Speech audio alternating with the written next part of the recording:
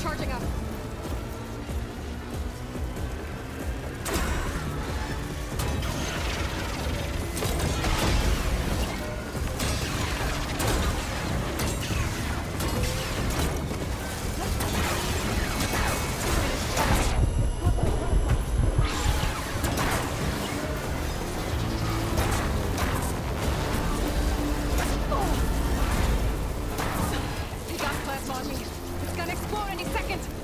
Maybe one of my potions can help.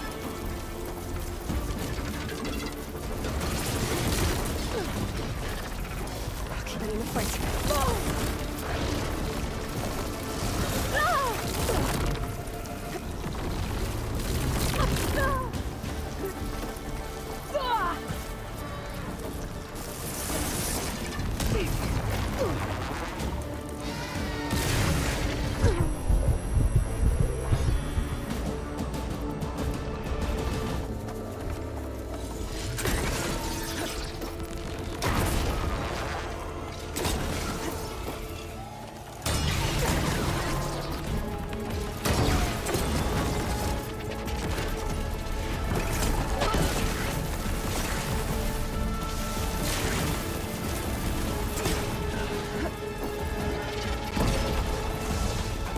It's done. You did it! There should be one more note to override. Good. Stand by. I'm sending Hephaestus back to you.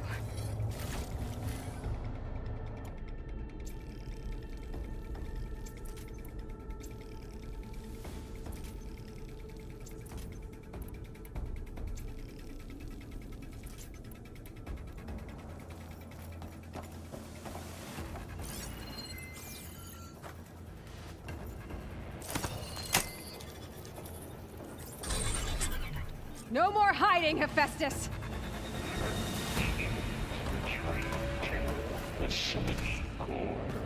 Got it! Hephaestus is back in the core! Make sure it stays there. I'm heading back. And then we can start the merge. Because of you, Beta. I'm glad you came along. And you, Varl. We couldn't have done any of this without you. Right back at you, Aloy.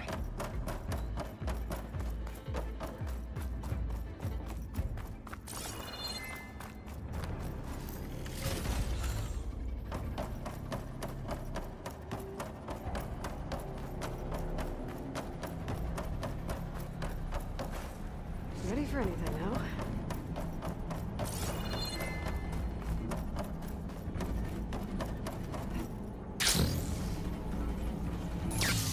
Aloy, the bypass is down. The core is stable. Hephaestus is 100% contained. Now we better get started with the merge. It's all set up. Gaia, establish the link, please. Done.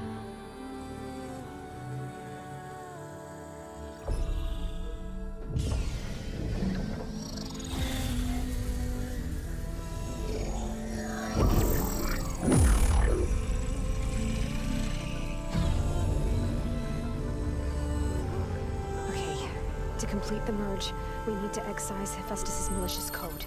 Carefully.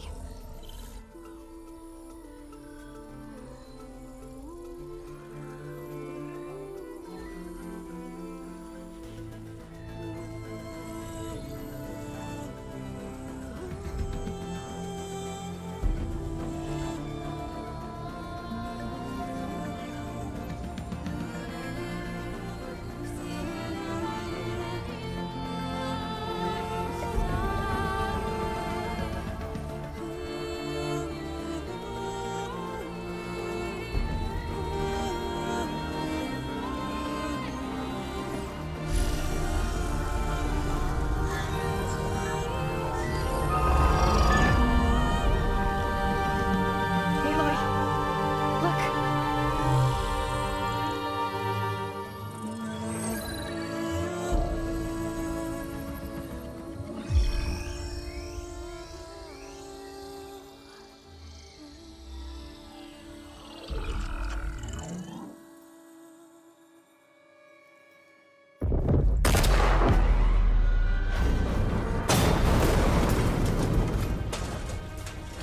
Well, hello, redundant copy. You cost us quite a lot of time.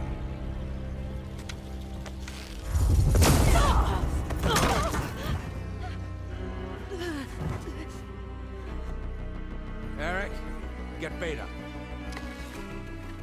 And squash that bug while you're at it.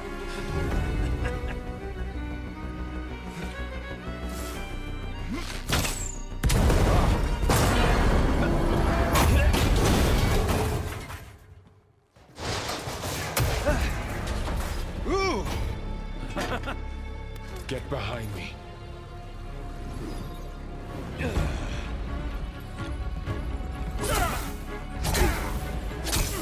Come on! Quit screwing around. Now we're having fun, right?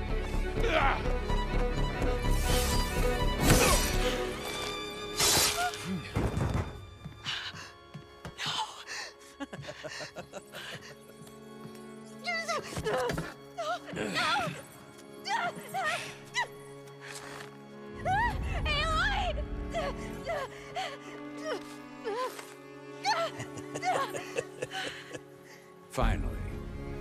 Tilda, get Gaia and Hephaestus ready for transport. Tilda!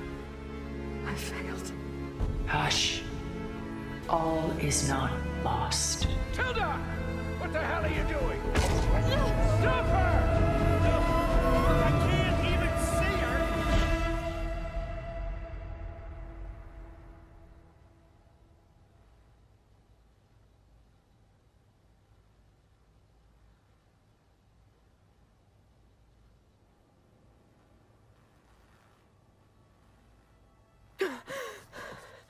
Beta.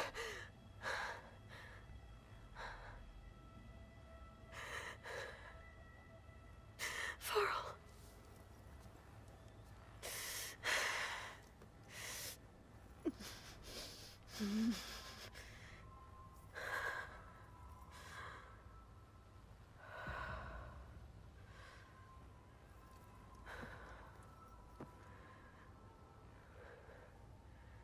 Where am I? Ah, you're awake. You took quite a hit when Gerard attacked you. I imagine you must still be in a great deal of pain. I can assure you that we are safe. The others can't detect us here. You mean the other Zeniths. You must be Tilda. I wasn't sure if Beta would have told you about me. Where is she? Alive. And while she isn't where she wants to be, not in urgent danger. We must discuss how to get her back, of course, after you've shaken off the cobwebs. When you're ready, take the stairs down the hall and come see me. In the meantime, I'll make breakfast. Breakfast. Okay.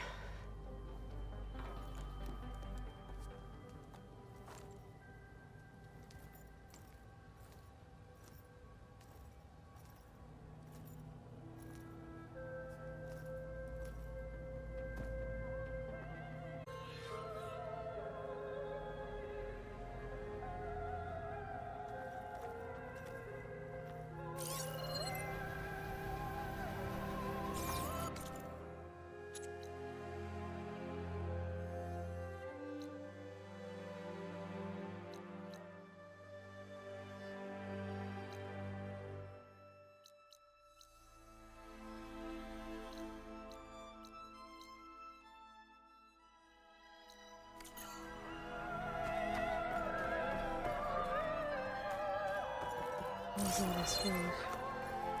Some kind of survival bunker.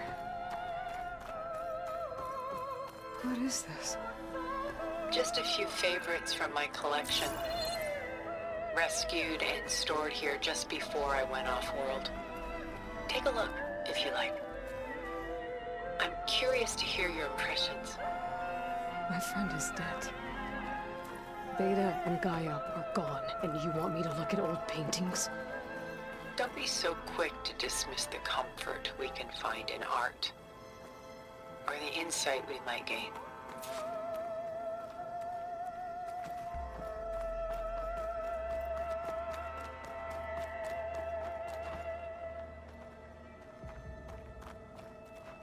Selene and Endymion. She's the goddess of the moon, whereas he's a simple shepherd. Beside her is the god of love, Cupid. So she's sneaking up on him? More like visiting him in secret. The torch that Cupid bears represents Selene's undying infatuation with him. Though the two must remain apart, her love will forever burn. My favorite pairing on the left is Woman Reading a Letter by Vermeer, a true master.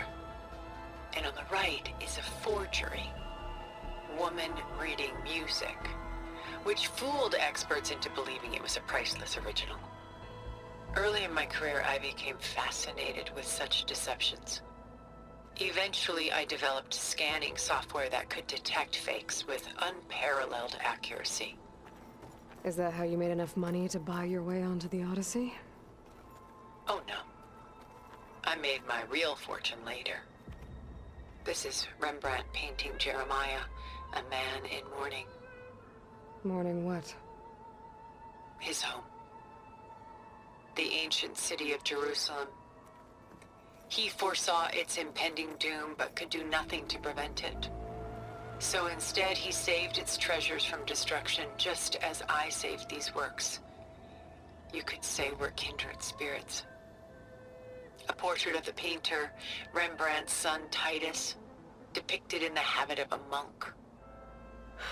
I don't get it. Why would someone like you, with infinite resources, care about this painting of a boy in a hood? It's not the image itself, but the feeling it conveys. The face is bright and defined, but his eyes are downcast, heavy with misfortune. And the background seems to swallow all light. The painting is infused with a sense of loss. I guess I understand how the painter feels.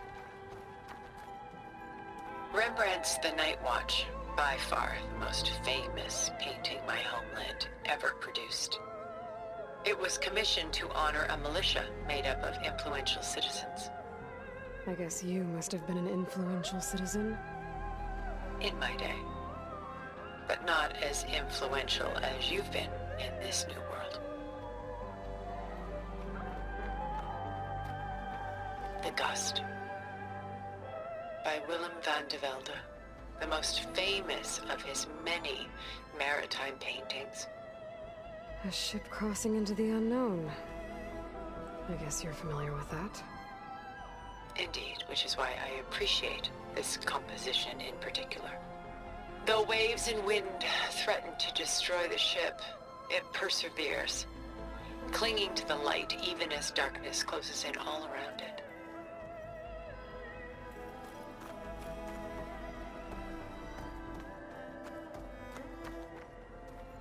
She's pulling out her own hair.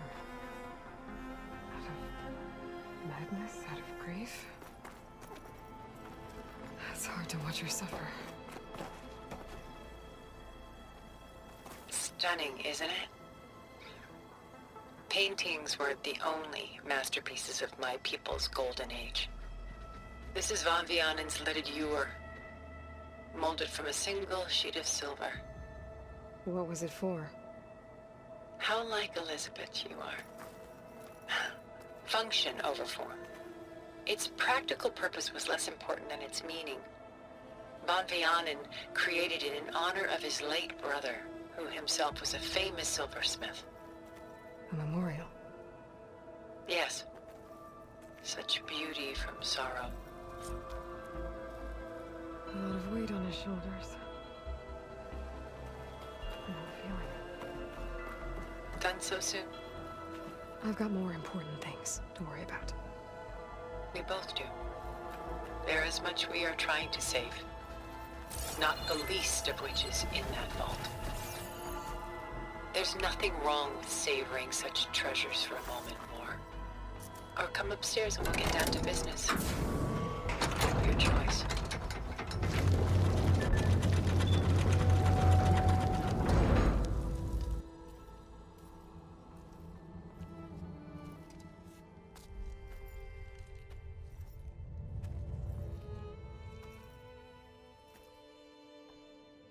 There you are. Feeling better?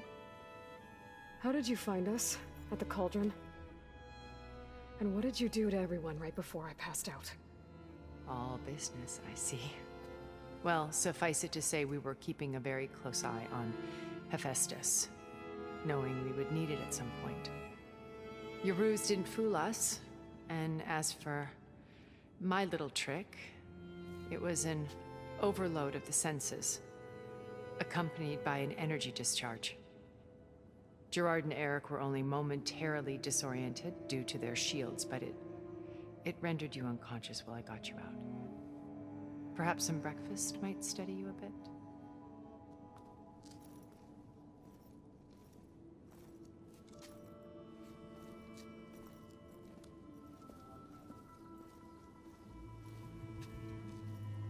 This was your house.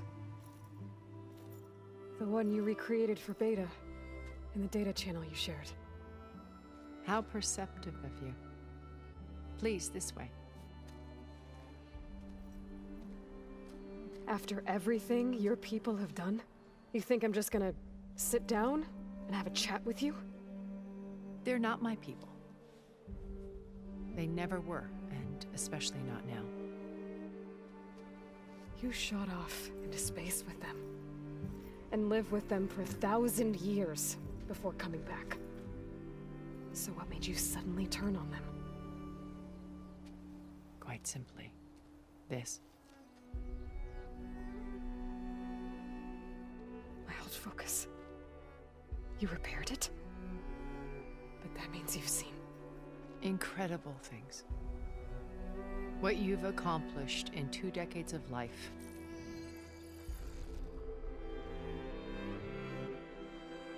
A 1,000 years at my back and I haven't even come close.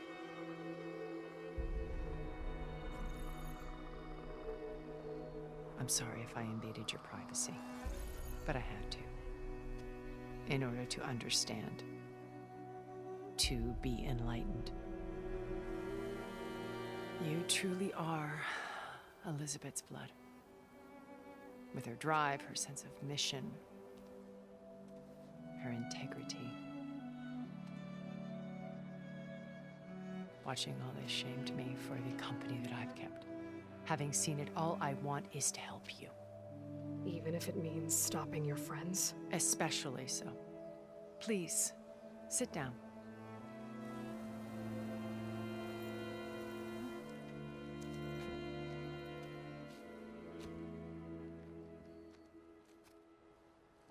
There. That's better. Now, we must recover Beta and Gaia at all costs. By now, you must know that Gerard intends to use Gaia to reboot the Earth's biosphere, remaking this world to specifications that would only suit us immortals. This process will kill every living thing on the planet. He calls it a clean install. Not if I stop him first. Not if we do. And once he and the others are gone, we can work together to fulfill Elizabeth's dream. I'm sure Beta told you that there's a build of the Apollo database on board our ship. A complete collection of human knowledge. With that and Gaia, we could do everything Elizabeth wanted. Heal the biosphere, educate the people of this world, uplift them. Create the world she imagined. Let's not get ahead of ourselves. From what I've seen, your friends are invincible. I do wish you would stop calling them my friends. And they're not invincible. In fact, a friend of yours has found a way to defeat them. Silence. Oh, he's been a busy bee, building an army powerful enough to crash through Gerard's precious base. Yeah. Regala and her rebels. Even now, she's preparing a final march on the Tenakth capital.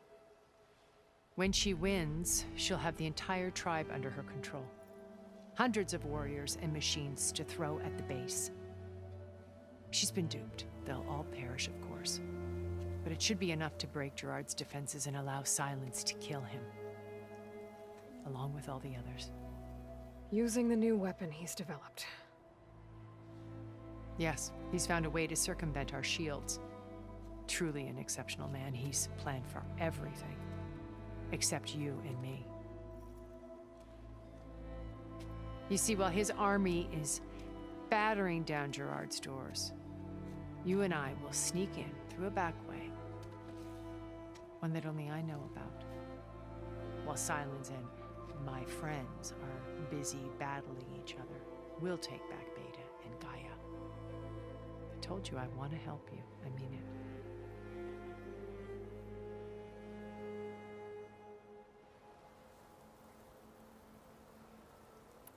My old focus. How did you find it, let alone repair it? When we encountered you at the Hades Proving Lab, Gerard saw you as a redundancy. I knew better. You were a revelation. After your dramatic escape, bravo, by the way. Gerard and Eric assumed you were dead and gave up the hunt. I wasn't so sure. When the others were busy, I returned to the lab and searched for any trace of you. That's when I found this little treasure. Not easy to repair, but certainly worth the effort. As I watched your life unfold, you were like a splash of color on a worn canvas. What Liz was, and more. Did you show it to the others? Of course not. It was your actions that inspired me to defy them. It's worth noting that if I hadn't found it and watched its contents, I wouldn't have known to save you at the cauldron. You'd be dead. So I should be grateful? If you like.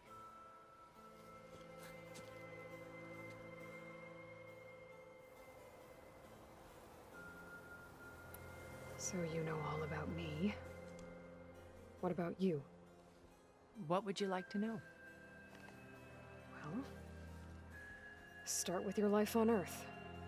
When I was 8, terrorists flooded my home city. Thousands drowned, my parents included. I was one of the few who survived. My guardian sent me to boarding school. Among my peers, I was the strange girl, the orphan to be avoided. All because of circumstances beyond my control.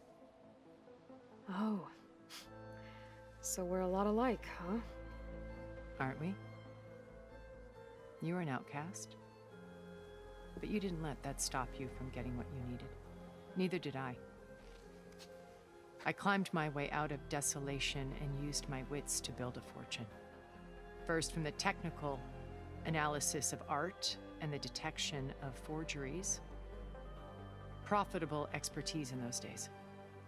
But as it turned out, the software I developed was even more useful for counterintelligence. From there, it was only a short step to gathering extremely valuable intelligence on my own. You were a spy? More like a service one could turn to for information. I had to remain anonymous, of course, to protect my privacy. But despite that anonymity, Far Zenith inevitably sought me out.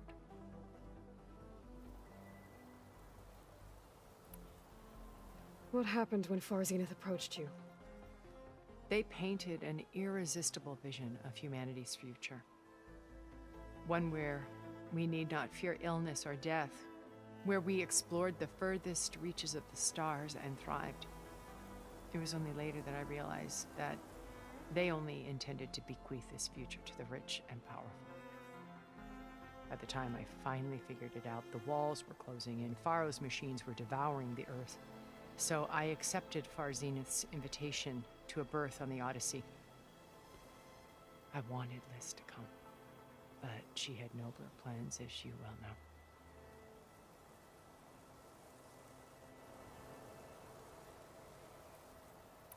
So you didn't know the other Zeniths were monsters until it was too late?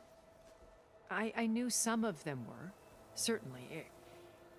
It wasn't until we were off-planet that I understood the true scope of their greed. I was grateful to simply be alive, but the others became obsessed with a kind of effortless immortality. They built a colony where machines serviced their every need, where any memory or fantasy could be endlessly savored in virtual reality. It wasn't life. It was stultifying, a pampered dream state. As the decades passed, I withdrew more and more, alone yet again, but this time with eons to consider my mistakes. Now finally, having met you, I feel like I have a second chance. To do what? Help you, of course. To fulfill Liz's dream, which isn't so different from Far Zenith's original vision. A better future for humanity.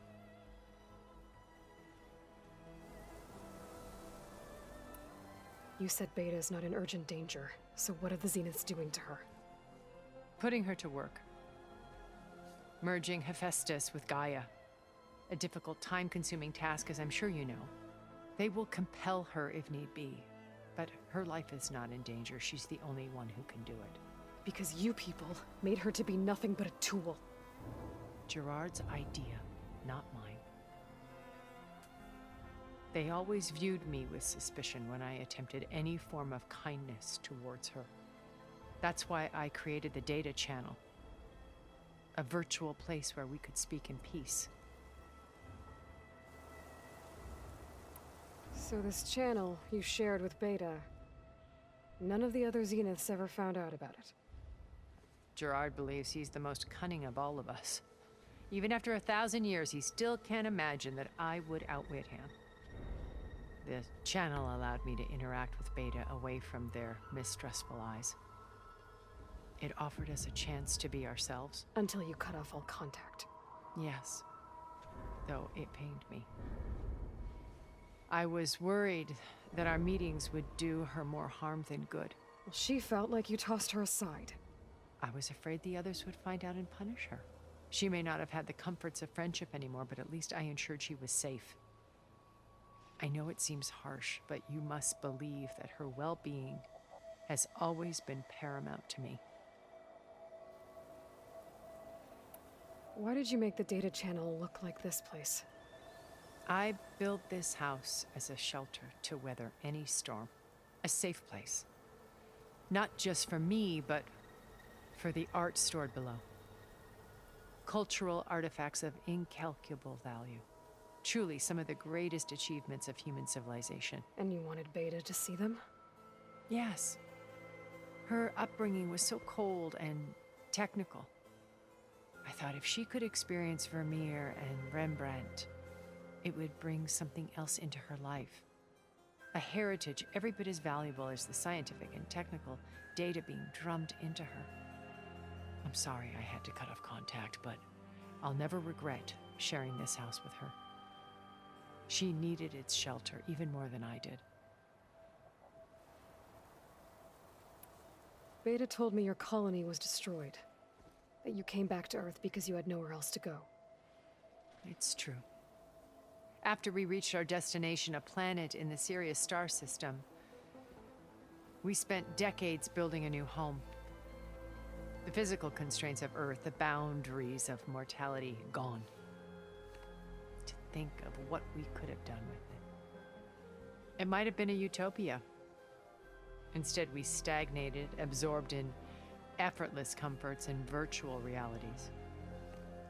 It took a cataclysm to finally yank us out of our stupor. What happened? A massive geological event. We knew of instabilities in the planet core, but we underestimated them. By the time the collapse was upon us, it was too late to stop it. Only a few of us made it to the ship in time. We set course for Earth, the only safe harbor left to us. Which you decided to make unsafe for anyone else. Not me. Gerard. He believes it's better to wipe the canvas clean than work around the smudges. No more primitive tribes, no more combat machines, only a blank slate to do with as he pleases. But we will stop him. All we have to do is get into that base. What exactly is your plan to sneak into the Zenith base? We will make use of a lesson I learned from an early age. Always know your exits.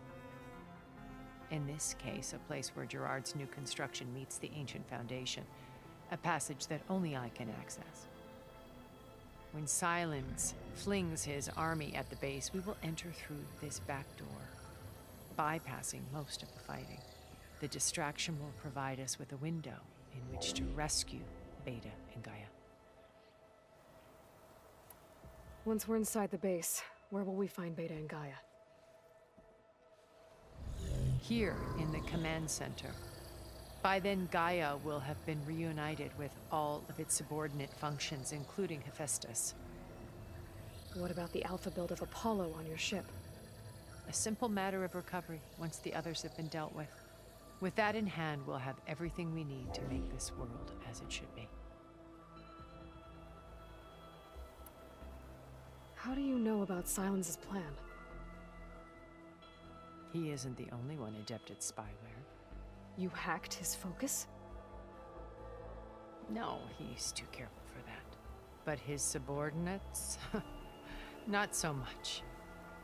He gave additional focuses to the tribals he branded the Sons of Prometheus.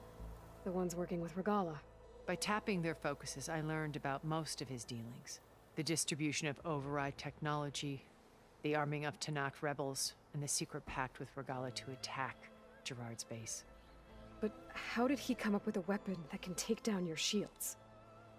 That's the one thing I haven't been able to figure out, but however he did it, I'm quite certain it will work. With it and the Tanakh army, victory seems to be within his grasp. Such a shame he'll be disappointed.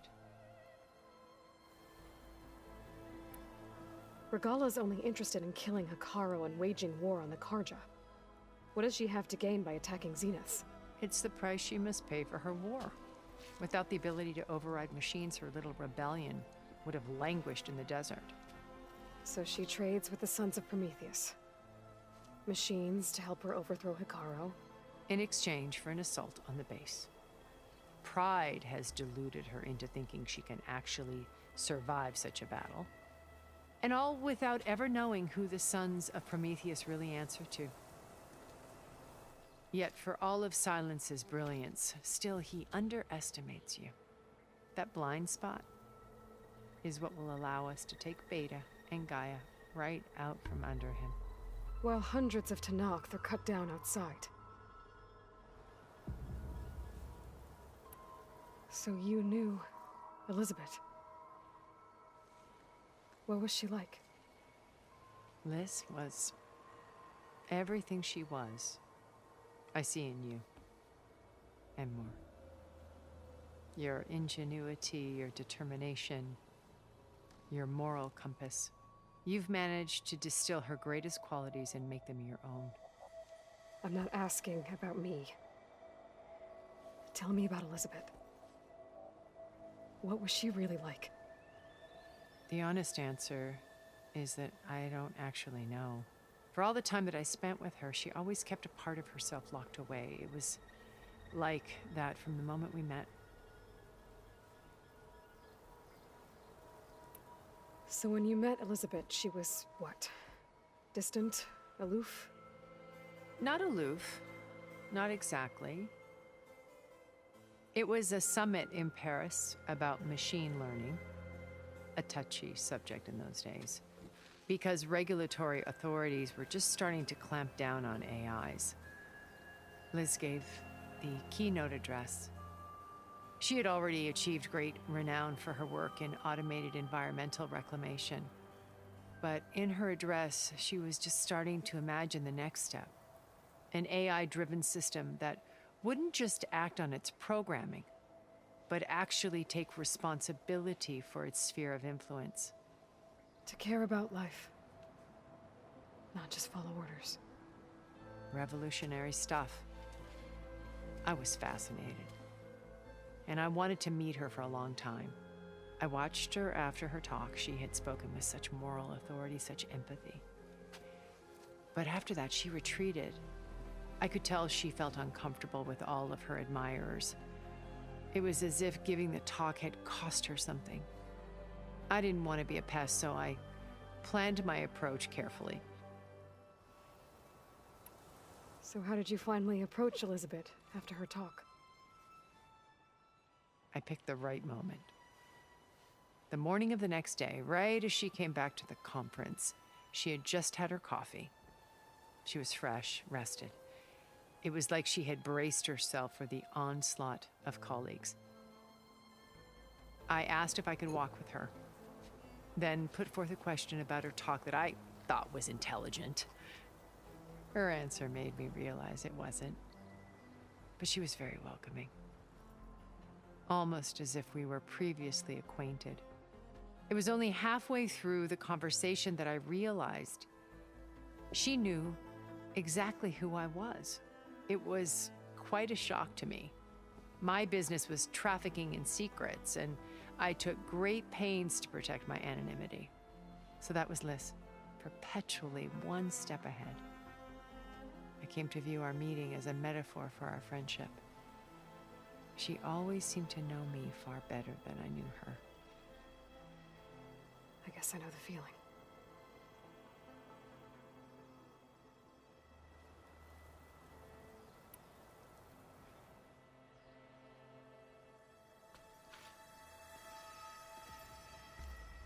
First Varl. Now Hikaru and the Tenakth. Your plan would wipe out an entire tribe. There has to be another way. We are in an admittedly desperate situation, but I assure you there isn't. Remember Zero Dawn. Elizabeth's sacrifice. Sometimes many have to die for a new world to grow. If it looks impossible, look deeper. Wait. The data channel. It still exists, doesn't it? I need you to open it. Let me talk to Beta. Impossible. We might be detected. It's worth the risk. There is another way, one where the Tenakth survive. But we won't. If the others... If you want to help, open it.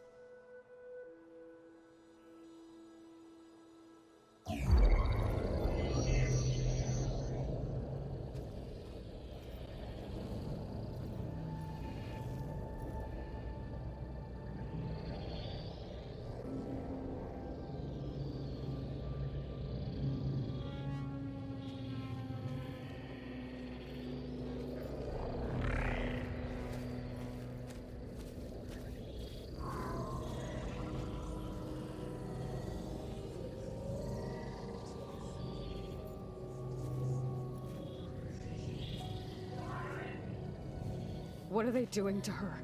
Virtual reality dissociation. The manual merge of Hephaestus will take hours upon hours of tedious micromanagement.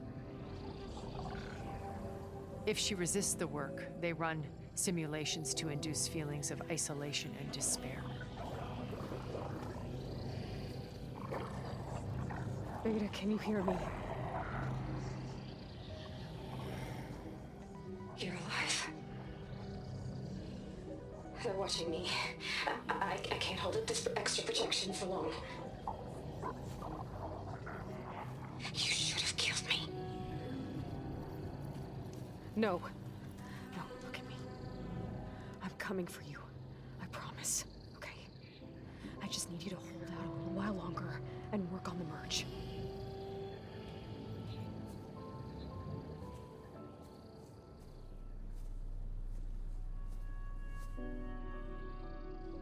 Then I think it can be done. I'll contact again when it's time. Can you hold on? As long as I know you're coming for me, I can endure anything.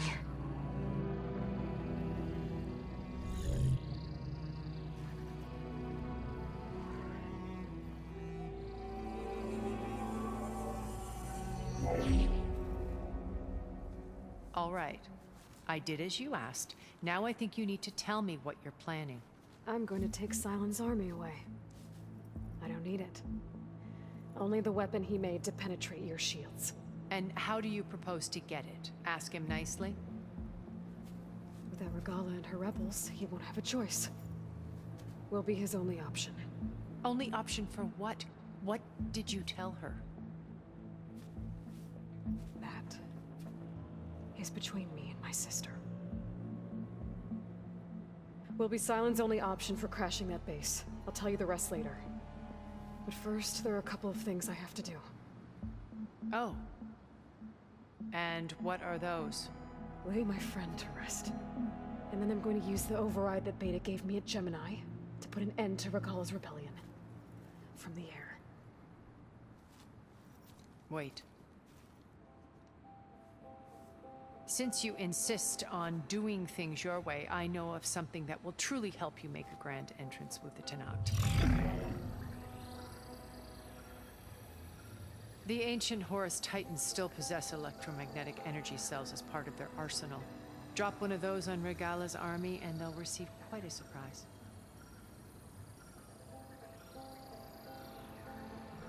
So go, do what you must. I'll come to your base if you manage to bring Silence to the table. Not if. When.